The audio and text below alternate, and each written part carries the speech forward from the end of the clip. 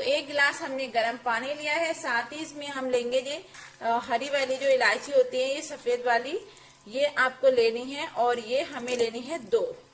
इस तरीके की एक कुटनी लेनी है और उसमें हमें इसको कूट लेना है ताकि इसके बीज अलग हो जाएं। तो इसकी फंकी लगा के ऊपर से पानी पी सकते हैं, नहीं तो आप गर्म पानी में इनको डाल के रख दीजिए थोड़ी देर के लिए, 4 से 5 मिनट 10 मिनट। उसके बाद जब ये पानी पीने लायक हो जाए यानी कि हल्का गुनगुना, तब आप इसको रात को सोने से आधा घंटा पहले पी लीजिए, जिसके इस्तेमाल से आप अपने खर्राटे लेना बंद कर सकते हैं।